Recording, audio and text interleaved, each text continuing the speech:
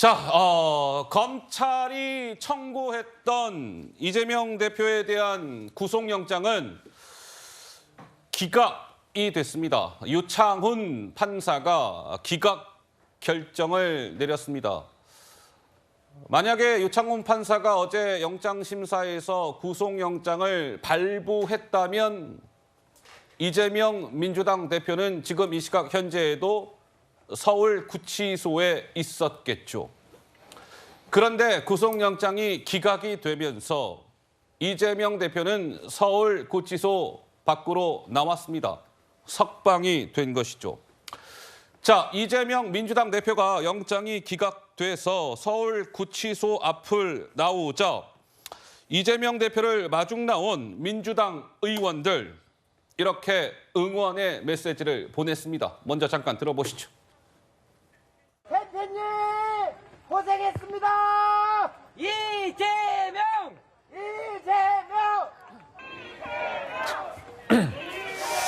자, 이재명 대표 구속영장이 기각이 되자 오늘 새벽 구치소를 나오는 모습입니다.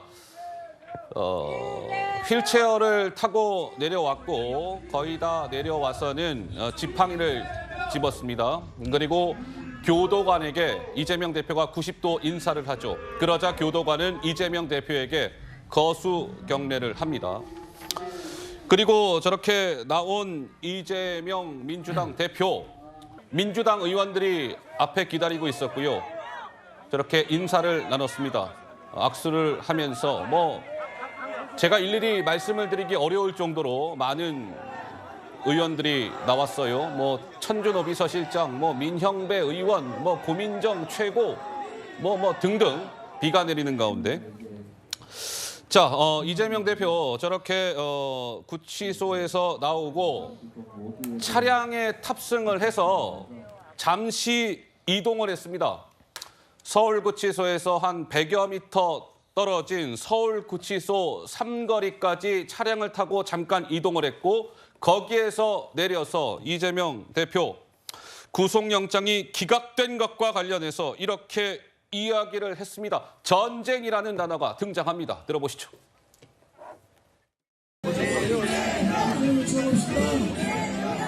역시 정치는 정치인들이 하는 것 같아도 국민이 하는 것입니다.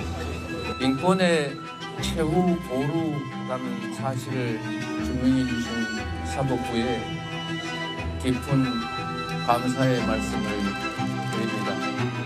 이제는 상대를 죽여 없애는 전쟁이 아니라 국민과 국가를 위해 역할을 제대로 할 수 있는지를 경쟁하는 진정한 의미의 정치로 되돌아가기를 바랍니다. 현명한 판단을 해주신 사법부에 다시 한번 깊이 감사드립니다. 수사에 어떻게 임하실 계획이신가요?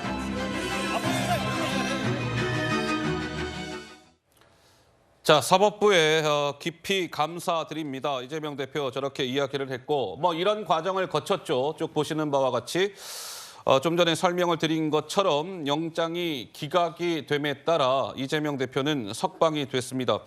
어제 구속영장이 기각이 됐다라는 속보가 뜨자 서울구치소 주변에 모여있던 이재명 대표 지지자들은 춤을 추고 굉장히 환호했고 기뻐했습니다. 잠깐 그 영상도 이어서 보시죠.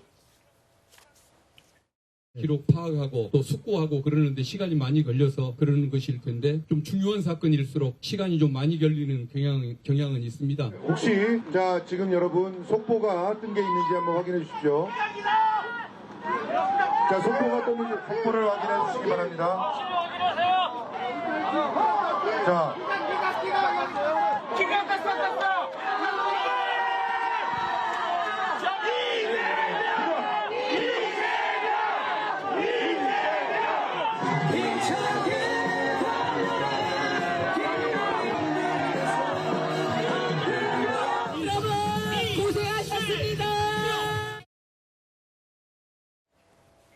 이재명 지지자들은 매우 기뻐하는 모습, 춤추고 환호하는 모습이었습니다. 어느 지지자는 눈물을 흘리면서 기뻐했다. 이런 뉴스도 전해졌어요. 어제 이제 유창훈 판사가 기각 결정을 내린 것인데 창과 방패의 대결 굉장히 치열했습니다. 어제 검찰에서는 검사 10명을 투입했습니다. 그리고 이재명 대표 측에서는 방패, 변호사 6명을 투입했어요. 검사 출신의 변호사, 판사 출신의 변호사 이렇게 해서 6명을 투입했습니다. 꽤 오랜 시간 영장심사가 진행이 됐죠. 어제 오전 10시 7분에 시작된 영장심사는 저녁 7시 24분에 끝이 났어요. 9시간 17분. 역대 두 번째로 긴 영장심사였습니다. 서훈 전 실장이 10시간 6분 1등, 이재명 대표가 2등이에요. 그리고 나서 저녁 7시 24분에 영장심사가 끝이 나고 유창훈 판사가 숙고의 시간을 가졌어요. 7시간 정도. 그렇죠?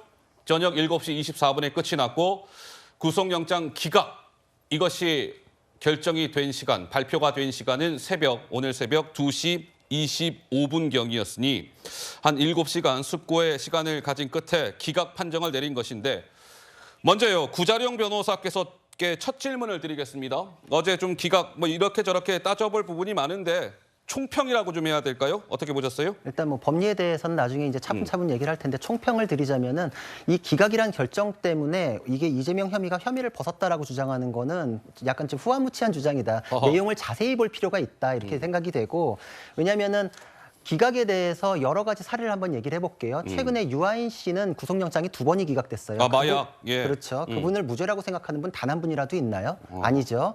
정치적인 사건으로 와볼까요? 조국 전 장관도 구속영장이 기각됐는데 1심에서 실형 선고 나왔어요. 그리고 김경수 지사도 드루킹과의 사건으로 구속영장이 청구됐었는데 기각이 됐어요. 그때 법원은 공범 관계에 대해서 혐의 소명이 부족하다라고 했는데 예. 영장 단계에서 그렇지만 1심에서 법정 구속됐고 1, 2, 3심 쭉 유죄가 인정됐잖아요. 그러니까 영장 단계에서의 얘기가 지금 마치 결백이 확인된 듯이 민주당 쪽에서 얘기하는 것은 정말 말이 안 된다. 그럼 네. 내용을 보면은 정말 민주당 주장이 맞는지 안 그렇거든요. 오히려 김경수 지사 사건보다 더 치명적인 부분들이 있어요. 예. 검사 사칭에 대해서 위증 교사를 했던 거는 소명된다고 인정을 했어요, 법원에서도. 이 부분에 대해서 왜 싹 빼고 얘기하시나 납득이 안 되고 백현동에 대해서도 증거관계, 결제 서류, 관련자의 진술에 의해 가지고 의심스럽다. 사실 의심이 있으면 소명이 되고 증거인멸의 염려에 대해서도 가상적인 염려에 대한 판단인데 이때는 그런 염려가 있으면 네. 발부되는 게 맞는데